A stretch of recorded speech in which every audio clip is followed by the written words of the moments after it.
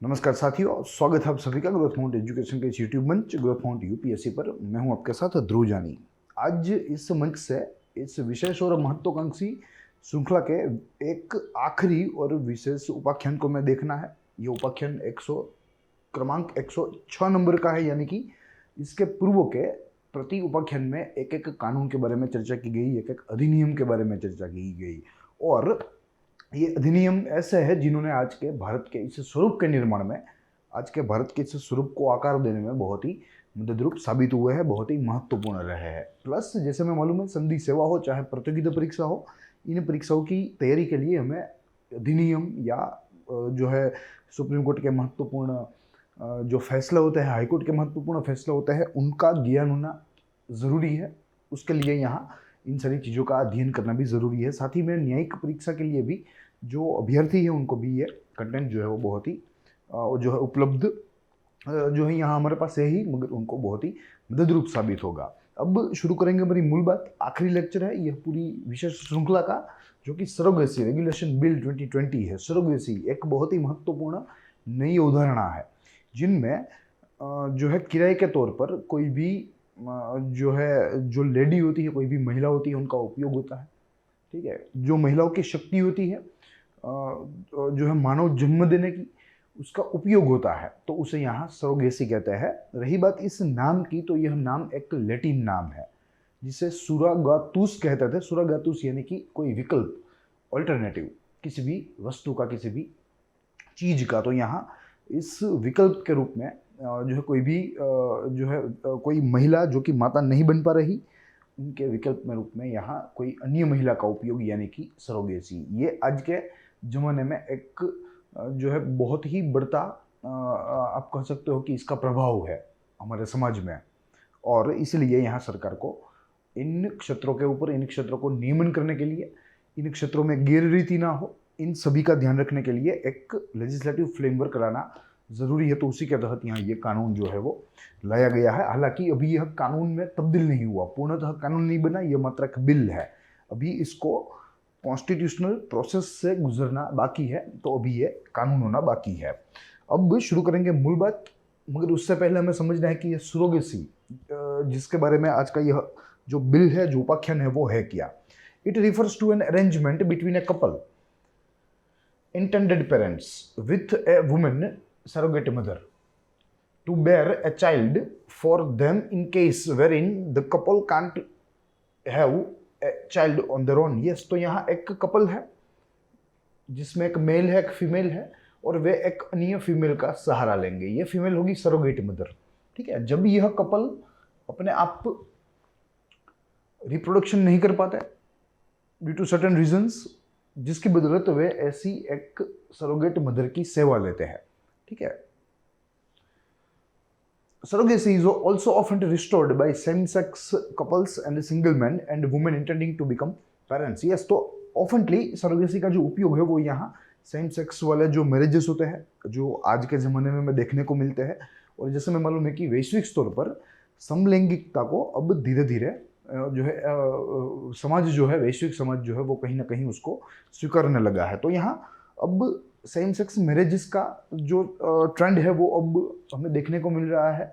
तो अब उनको अगर जो है संतान चाहिए, उनको अगर बच्चा चाहिए, तो वे तो रिप्रोडक्शन नहीं कर पाएंगे, जिस वजह से वे ऐसी सरोगेसी सर्विसेज का उपयोग लेते हैं। एवं ऐसे जो है एकल माँ बाप होते हैं, जिसे सिंगल पेरेंट कहते हैं, तो वे भी यहाँ रिप्रोडक्शन नहीं कर पाएंगे और वे भी सरोगेसी का सहारा लेंगे, और इस तरीके से जो है वे अपने संतान जो है वो करेंगे। It is one of the many assisted reproductive technologies by which someone become a parent. A surrogacy arrangement may or may not involve monetary compensation to surrogate mother. Yes, यहाँ it depends on the situation, it depends on the parties of the transaction, either parties of the transaction. अगर वे relative है तो यहाँ कोई commercial angle नहीं आएगा, मगर अगर रिलेशन नहीं है तो यहाँ कॉमर्शियल एंगल जरूर आएगा। हम लोग देखेंगे आगे दो किस्म की जो है ऐसी सरोगेसी होती है, जिसे जो है नॉन मॉनेटरी रिटर्न वाली जो सरोगेसी है उसे एलुस्ट्रेटिक सरोगेसी कहते हैं, और जो अन्य है उसे वाणिज्यिक यानी कि कॉमर्शियल सरोगेसी कहते हैं, जिनमें मॉनेटरी मोटिव जो है वो होता है, उद्देश्य होता है।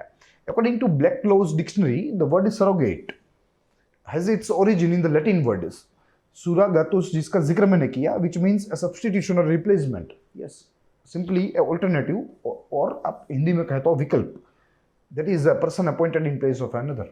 ठीक है, तो यहाँ अगर इस कपल में यह महिला माँ बनने के लिए सक्षम नहीं है, तो ऐसे में यहाँ उसके अल्टरनेट के रूप में, उसके सरोगेट के रूप में यहाँ अन्य महिला का उपयोग किया जाएगा बच्चे के जन्म के लिए या संतान प्राप्ति के लिए. तो यहाँ इसे सरोगेसी कहते हैं. फिर आगे देखें तो यहाँ दो प्रकार की सरोगेसी जो है वो आज प्रिवेलेंट है. एक है अल्ट्रुइस्टिक और दूसरी है कॉमर्शियल. जिनमें अल्ट्रुइस्टिक जो है वो है, it is a process of surrogacy where the surrogate mother is not entitled to any of the monetary compensation except the medical expense incurred during the process. Yes, medical expense, स्वास्थ्य संबंधी खर्च के अलावा जो यहाँ सरोगेट माता है उसे कोई आर्थिक मदद नहीं की जाएगी, उसे कोई आर्थिक जो रेम्यूनरेशन है, जो रिटर्न है वो नहीं दिया जाएगा, मॉनेटरी रिटर्न जैसे कहता है. ठीक है, मात्र और मात्र इस प्रोसेस संबंधी जो कोई मेडिकल एक्सपेंस होगा वही यहाँ पे किया जाएगा, यानी कि non monetary motive. Generally A close relative of the internet parent is surrogate mother in this case. Yes, तो इस प्रकार की सरोगेसी जो है वो आमतौर पे सगे संबंधियों में देखी जाती है. वहीं on the contrary there is commercial surrogacy. It is a surrogacy arrangement in which the surrogate mother is compensated for her services beyond the medical expense of the procedure. Yes, medical expense तो है ही है, मगर उसके साथ जो surrogate महिला है जिसने यह सेवा दी है उसको आर्थिक जो है एक प्रकार से इंसेंटिव या उसको रेम्यूनरेशन दिया जाएगा, मिलने पात्र है, उसे यहाँ कॉमर्शियल सरोगेसी या वाणिज्यिक सरोगेसी कहा गया है.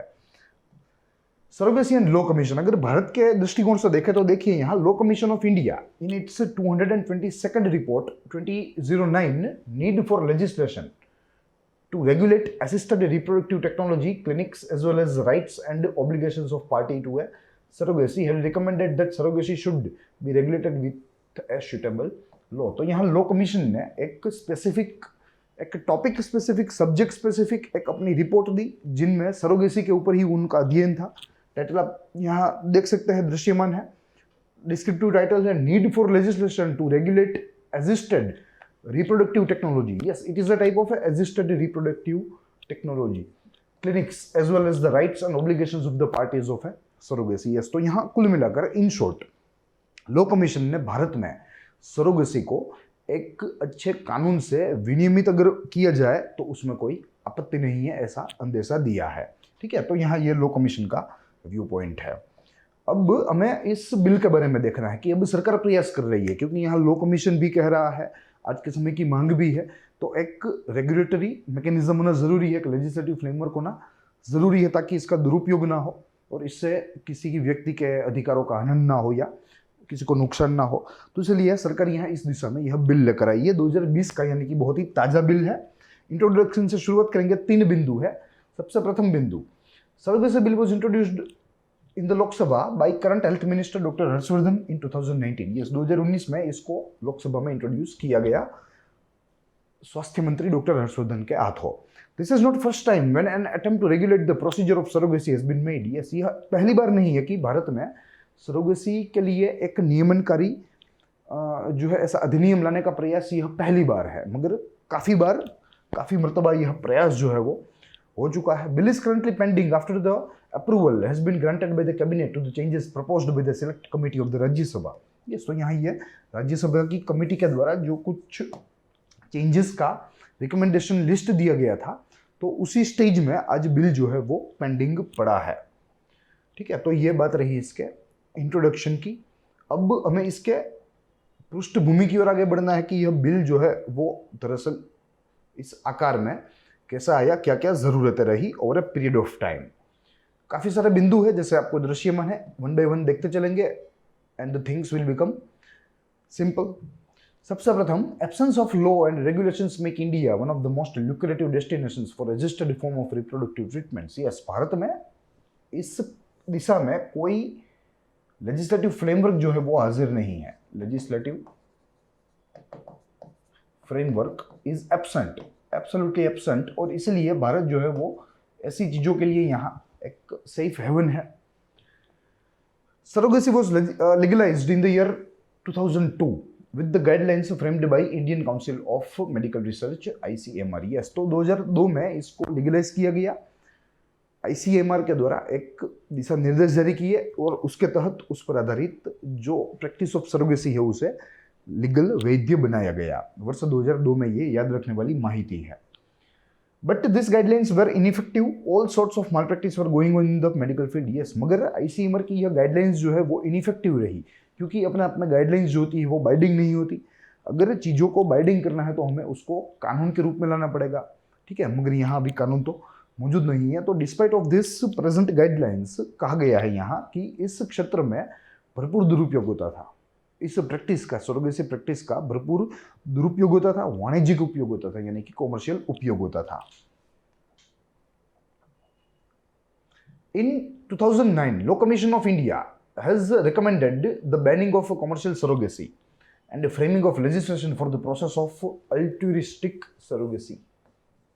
yes, 2009 में लॉ कमीशन ने रिकमेंडेशन दी कि भाई आज जो परिस्थिति है भारत में, सरोगेसी का जो उपयोग होना चाहिए उसकी बजाय उसका दुरुपयोग हो रहा है, वाणिज्यिक उपयोग हो रहा है, तो एक अच्छा कानून यहाँ होना चाहिए, ऐसा लॉ कमीशन ने अपने रिपोर्ट में 2009 में जो है बता दिया। ऐसी अनुशंसा केंद्र सरकार को दे दी और अल्ट्रुइस्टिक सरोगेसी को भारत में ज़्यादा से ज़्यादा बढ़ावा मिला, उस दिशा में कार्य करने के लिए केंद्र सरकार को बताया।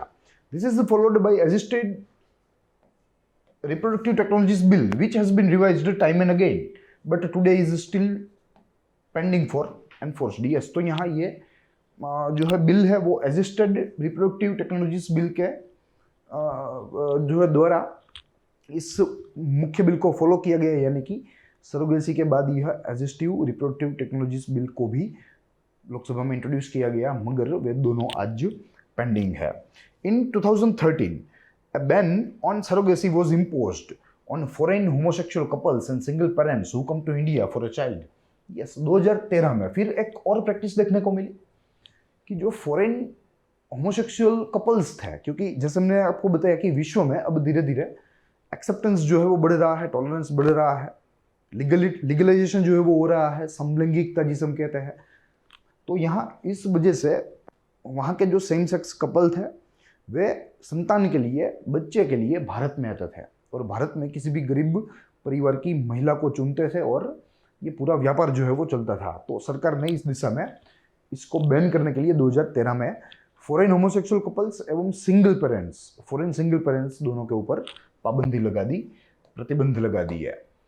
In 2015, a ban on commercial surrogacy for foreign national was imposed in India. Yes, फिर commercial surrogacy foreign national के लिए ये भी बंद कर दिया गया। कोई भी प्रकार के फॉरेन नेशनल, ठीक है, ना केवल होमोसेक्सुअल और जो है सेम सेक्स वाले या जो है सिंगल पेरेंट, मगर कोई भी किस्म के फॉरेन नेशनल अगर वे विदेशी नागरिक है तो उनको भारत में कॉमर्शियल सरोगेसी का फायदा नहीं मिलेगा, उनके लिए प्रतिबंधित है। Even after all this, baby making factories continue to exploit poor women. Yes, इन सारे कदमों के बावजूद भी, सरकारी कदमों के बावजूद भी यहाँ एक्सप्लॉयटेशन जो है वो इस फील्ड में होता रहा या निरंतर चलता रहा। Finally, in 2016, the first draft of the surrogacy bill was introduced, which lapsed with the session. Yes, 2016 में अंततः इसका प्रथम ड्राफ्ट बिल जो इंट्रोड्यूस किया गया पार्लियामेंट में, मगर वो उस सेशन में ही लैप्स कर गया, उस सेशन के साथ लैप्स कर गया। Again in 2019 attempt was made through a bill to regulate the procedure of surrogacy. इस 2019 में फिर से डॉक्टर हर्षवर्धन ने ही यह प्रयत्न किया और इस पूरी प्रोसीजर को, सरोगेसी की पूरी प्रोसीजर को नियमित करने के लिए एक कानून लाने का प्रयास किया। Bill was passed in the Lok Sabha but was pending for the accent in the Rajya Sabha. Bill Lok Sabha में पारित हो गया मगर राज्यसभा में वो अभी जो है पारित होना बाकी था। Upper house submitted the bill to select committee to review the draft which suggested various amendment to it. So currently we have the surrogacy bill regulation bill 2020 waiting for assent. ठीक है, तो कुल मिलाकर यहाँ राज्यसभा ने फिर एक विशेष कमेटी को यह बिल सूचित किया उनको देखने के लिए, उनके अध्ययन के लिए, और कमेटी ने उसमें कुछ अनुशंसाएं जो है वो रिकमेंड की। और आज परिस्थिति ये है कि राज्यसभा से होते हुए अब प्रेसिडेंट के एसेंट के लिए यह बिल जो है वो पेंडिंग है। अब यहाँ से हमें इस बिल के प्रमुख उद्देश्यों की बात करनी है। दो मुख्य बिंदु है जिनमें सबसे प्रथम है, primary objective of the surrogacy bill is to regulate the process and practice of the surrogacy within India. Yes, surrogacy की जो प्रोसेस है वो पुअर व्यक्तियों को एक्सप्लॉइट ना करे, इसका दुरुपयोग ना हो, इन सारी चीज़ों को ध्यान में रखते हुए एक यहाँ कानून बनाना आवश्यक है इस दिशा में।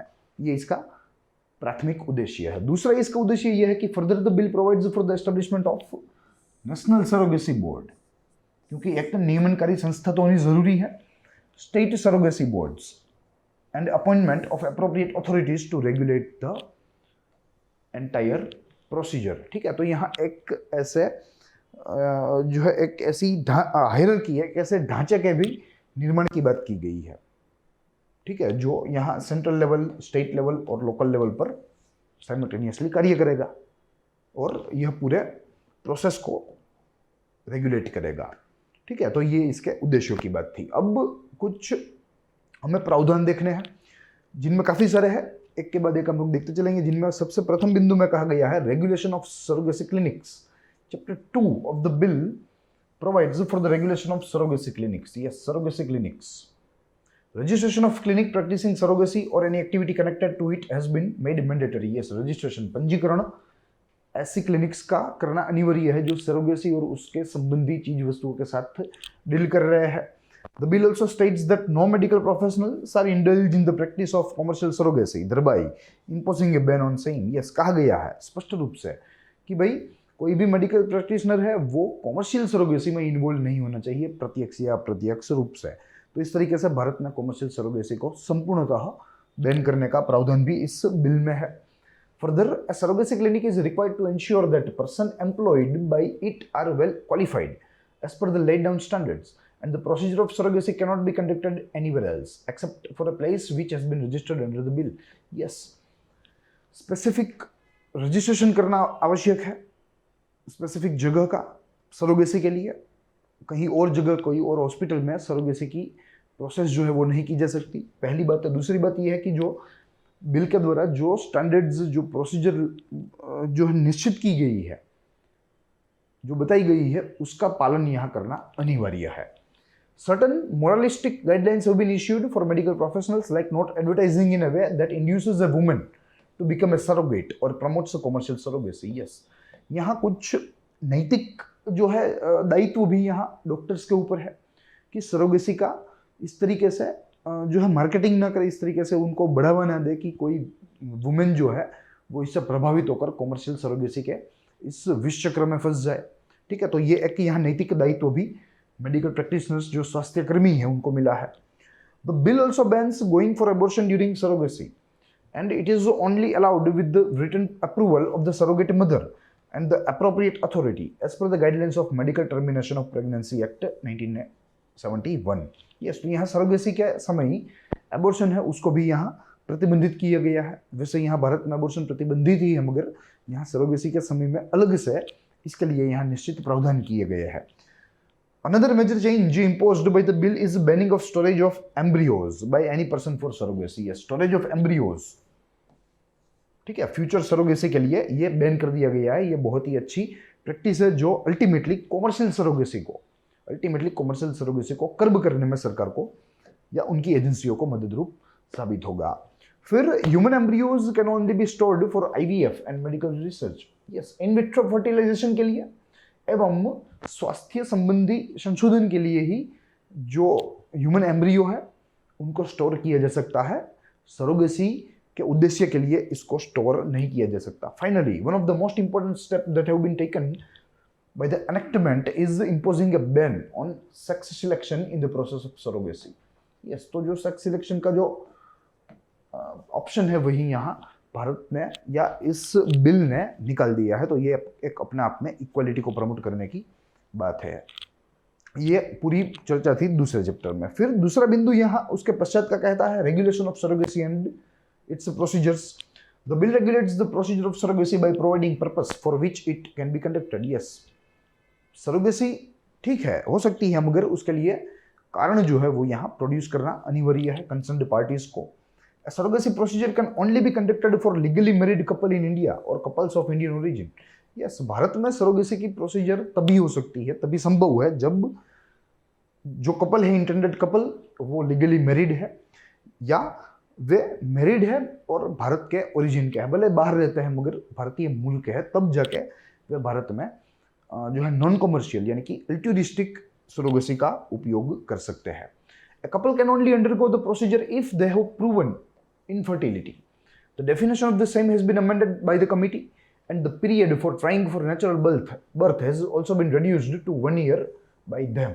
Yes, तो यहाँ कुछ ऐसी कंडीशंस रखी गई है कि कैसे, पहले तो यहाँ यह कंडीशन दी गई कि भाई ऐसे कपल ही सरोगेसी के लिए एंटाइटल है, करवा सकते हैं सरोगेसी ऐसे कपल ही जो इनफर्टाइल ऑलरेडी प्रूव हो चुके हैं. और यहाँ उस प्रूव करने का समय में भी राज्यसभा की सिलेक्ट कमेटी ने या सिलेक्टेड कमेटी ने उसमें भी फेरफार किए हैं और उस समय सीमा को भी घटाया है कि जो नेचुरल प्रयास है संतान प्राप्ति करने के लिए या प्राप्त करने के लिए वो 1 वर्ष का है, ठीक है, प्राकृतिक प्रयास का समय, मगर उसके बाद वे they can further opted for surrogacy.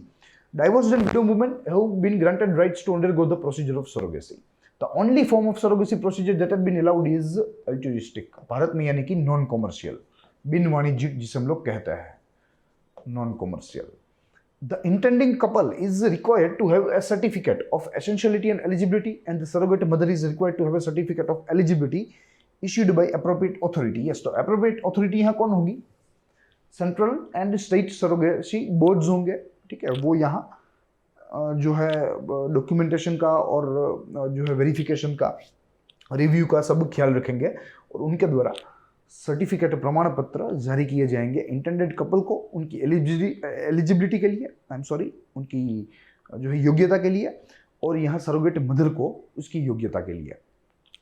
The certificate of essentiality shall be issued only when the couple has proven infertility. Yes, और जो एसेंशियलिटी का सर्टिफिकेट है जो कपल को इश्यू होगा वो तभी इश्यू होगा जब कपल जो है वो इनफर्टाइल, बिन फलद्रूप वे जब साबित होंगे.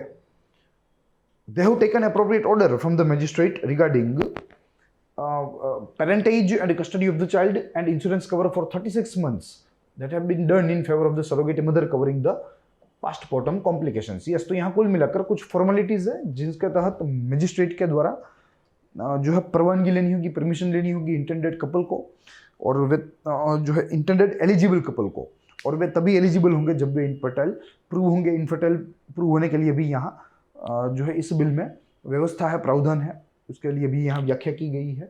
फिर अंततः जैसे यहाँ बताया गया कि भाई जो है पहले एग्रीमेंट करना होगा पेरेंटेज के लिए, कस्टडी ऑफ द चाइल्ड के लिए, और 36 महीने के जो है जन्म के बाद के स्वास्थ्य संबंधी खर्च के लिए, ठीक है. तो कुल मिलाकर ऐसे फॉर्मेलिटीज से जो एलिजिबल कपल्स है वो सरोगेट या सरोगेसी की प्रैक्टिस का उपयोग कर सकते हैं. The certificate of eligibility will be issued only to a woman who is between the age of 25 to 35 years, married and has her children. A woman cannot donate her gametes for the procedure and she can become a surrogate mother only once in her lifetime. Yes, तो ये कुछ महत्वपूर्ण प्रावधान है कोई भी महिला के लिए कि वे जीवन में मात्र एक ही बार सरोगेट मदर बन सकती है. She is only required to have a medical and psychological fitness certificate issued by the registered medical practitioner. ये सारी कुछ formalities है. The intended couple to be eligible for surrogacy is required to be a couple comprising a male from 36 to 55 years and a female in between 23 to 50 years. So this is the criteria for intending parents' age as well. The couple should have not only any biological or surrogate children before they undergo this procedure. Yes, ये भी एक महत्वपूर्ण condition है कि जो intending couple है उनको बच्चे नहीं होने चाहिए पहले से, बायोलॉजिकल बच्चे या सरोगेट चिल्ड्रन भी पहले से नहीं होने चाहिए. अगर होए तो उनको सरोगेसी का फर्दर लाभ मिलने पात्र नहीं है.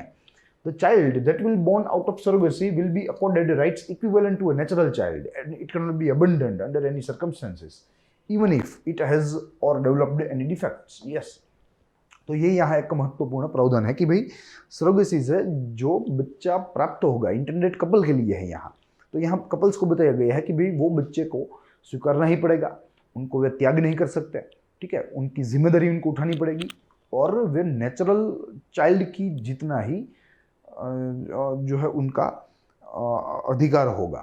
दे will be equivalent to the natural child, चाहे वो कोई भी खामी के साथ भी क्यों न जन्मे हो, ठीक है। तो कुल मिलाकर उनको फुल प्रोटेक्शन यहाँ दिया गया है। अब सरोगेसी बोर्ड्स के बारे में जो यहाँ इस बिल में स्थापित करने के प्रावधान है।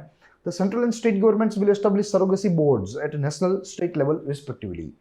The National Surrogacy Board will have the function to aid and advise the central government concerning policy matters of surrogacy, draft a code of conduct for surrogacy clinics, and assist the state boards in the functioning and supervision of them. Yes, तो कुल मिलाकर यहाँ central surrogacy board के लिए सबसे प्रथम कार्य तो यह है कि वो केंद्र सरकार को इस मुद्दे के ऊपर सलाह दे, इस मुद्दे के ऊपर जो संभव मदद हो वो करे।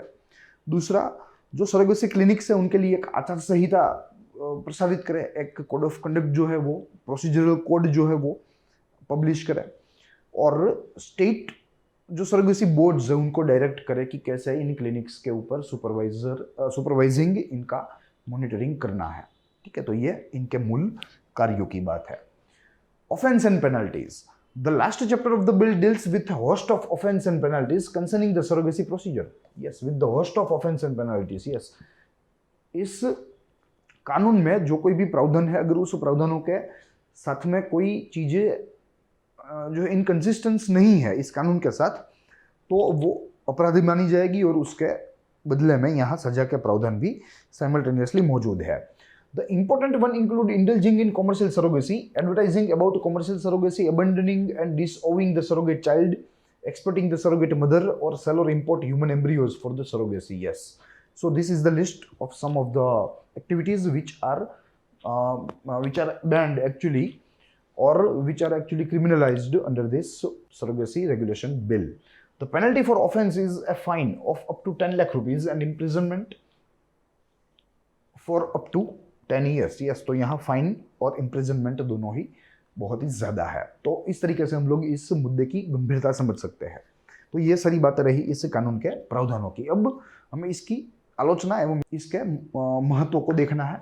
शुरू करेंगे इसकी आलोचना से। प्रथम बिंदु, bill has garnered much criticism for banning commercial surrogacy altogether within India. Yes, commercial surrogacy को एक ही झटके में यहाँ खत्म कर देना, इसके लिए इस सरकारी कदम ने काफी सारी आलोचनाओं को आकर्षित किया है, ये यहाँ प्रथम बात है। दूसरा बिंदु, bill also offers unique situation wherein a strange woman could willingly become a surrogate mother of a wealthy NRI couple. This is absurd possibility created within legislation itself. Here, doors of exploitation of poor women are more open than the situation before. Yes, इस कानून में ऐसी व्यवस्था की गई कि भाई कोई भी NRI, अपरिचित NRI कपल के लिए कोई भी भारतीय गरीब महिला सरोगेट मदर बन सकती है, ठीक है। तो ये परिस्थिति तो पहले से भी बदतर करी इस कानून ने, इस कानून के प्रावधान ने या इस बिल ने। और दूसरा, the option of surrogacy has not been extended to one and all. Only legal married Indian couples and widow or divorce women are allowed to opt for the same.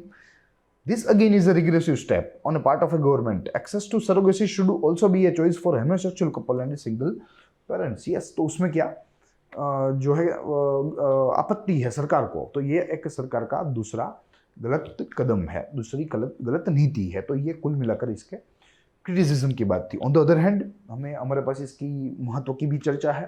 2-3 बिंदु है जिनमें सबसे प्रथम है, bill is a positive step taken by government of India to regulate the procedure of surrogacy which has many times subject to litigation due to various malpractices. Yes, तो यहाँ इस क्षेत्र में माल प्रैक्टिसेस की जो है काफ़ी स्कोप है, उसका काफ़ी जो है स्पेस है, ठीक है। तो यहाँ उसको रोकने के लिए ये कानून अपने आप में अच्छा साबित होगा, ये इसकी पहली महत्व की बात है। दूसरी, mandatory registration of clinics performing surrogacy would formalise the procedure. Yes, mandatory registration of clinics, ठीक है, जो सरोगेसी प्रोसीजर को कंडक्ट कर रहे हैं, जो सरोगेसी प्रैक्टिसेस कर रहे हैं, उनके लिए पंजीकरण करना अनिवार्य है इस बिल के तहत। तो ये क्या करेगा, पूरे क्षेत्र को संगठित बनाएगा, फॉर्मलाइज बनाएगा। तो ये इसके दूसरे महत्व का बिंदु है। और तीसरा आखिरी बिंदु कहता है, also the only couples that need a child would undergo the procedure with so many formalities and complications involved in the same. Yes, तो यहाँ इस कानून के तहत, इस कानून में जो प्रोसीजर, जो प्रक्रिया प्रस्तावित की गई है इस कानून के द्वारा, वो बहुत ही लेंदी है, बहुत ही पेचीदी है, लंबी है, पेचीदी है, ठीक है, टाइम कंज्यूमिंग है। तो इसलिए ऐसे ही कपल्स यहाँ इस प्रोसेस के लिए ऑप्ट करेंगे जो सच्चे मायने में वास्तविक रूप में एलिजिबल है और यानी कि योग्य है और जिनको ज़रूरत है। अन्यथा जो कॉमर्शियल सरोगेसी या अन्य कोई उद्देश्य वाले होंगे वे इतनी लंबी procedure, descriptive comprehensive procedure follow नहीं करेंगे। तो ये एक इसकी महत्व की जो है बात है। तो कुल मिलाकर ये सारी चीज़ें थी जो कि आज हमें इस प्रपोज्ड सरोगेसी रेगुलेशन बिल 2020 में देखनी थी। यह आखिरी चैप्टर था जैसे मैंने आपको बताया। साथ ही यह पूरा कंटेंट आप हमारी वेबसाइट के ऊपर भी रीड कर सकते हैं in the form of blog. आप वहाँ से PDF भी डाउनलोड कर सकते हैं। तो आप आज ही हमारी वेबसाइट के साथ जुड़े, हमारे साथ रजिस्टर कीजिए और पूरी वेबसाइट में न केवल यह सारी चीज़ें मगर अन्य सामान्य अभ्यास से संबंधी प्रतियोगिता परीक्षा एवं संधि सेवा के लिए उपयोगी चीज़ें भी आपको वहाँ से उपलब्ध रहेंगी। साथ ही आप हमारी इस यूट्यूब चैनल को शेयर करने में हमारी मदद कीजिए। जो महत्वाकांक्षी छात्र है उन तक यह सारा जो कंटेंट है वो पहुँचाने में हमारी मदद कीजिए। हमारे चैनल को ज़्यादा से ज़्यादा शेयर, सब्सक्राइब और लाइक कीजिए। अब मिलेंगे हम लोग। साथ ही आपके सजेशंस हमें दे सकते हैं, आप आगे क्या देखना चाहते हैं, क्योंकि यह ये इस श्रृंखला का आखिरी उपाख्यान था। साथ ही साइमल्टेनियसली इंपॉर्टेंट जजमेंट्स की तो चल ही रही है, मगर उसमें तकरीबन 35 से 40 ही जजमेंट्स है। इतनी लंबी, इतनी कॉम्प्रिहेंसिव नहीं है, मगर फिर भी अन्य सुप्रीम कोर्ट के जजमेंट्स, अन्य जो बड़ी बड़ी हाई कोर्ट्स हैं उनके जजमेंट्स का भी मैं कंपाइलेशन कर रहा हूँ। तो बहुत जल्द मैं उसके साथ तो आऊँगा ही आऊँगा। मगर टेक्निकली हमें अगर देखें कॉन्स्टिट्यूशनल दृष्टि से तो 35 से 40 ऐसे जजमेंट्स है जो कि सुप्रीम कोर्ट ने दिए हैं, जो कॉन्स्टिट्यूशनल इंटरप्रिटेशन में हमें काम लगते हैं हमारी परीक्षाओं की तैयारी के लिए और एक अच्छी समझ के लिए। तो हम लोग फिलहाल वही देखेंगे, मगर फर्दर आगे चलकर हम लोग सुप्रीम कोर्ट के वेरियस जजमेंट्स, अलग अलग क्षेत्र के और हाई कोर्ट्स के वेरियस जजमेंट्स को भी देखेंगे और बहुत ही जल्द आपके सामने वो सारा कंटेंट हम इसी माध्यम से ले आने का प्रयास करेंगे। साथ ही यह पूरी श्रृंखला आज़ादी के इस 75 वर्ष को समर्पित है। आज आज़ादी का 75वां वर्ष चल रहा है, तो ये पूरी श्रृंखला जिनमें 106 लेक्चर्स हैं, ठीक है, और अलग अलग कानूनों की चर्चा प्रति लेक्चर में की गई, प्रति उपाख्यान में की गई है, वो सारी की सारी श्रृंखला हम आज़ादी के इस अमृत महोत्सव को समर्पित करते हैं। तो हम लोग मिलेंगे, तब तक के लिए दीजिए इजाज़त। देखते रहिए ग्रोथ पॉइंट UPSC। जय हिंद।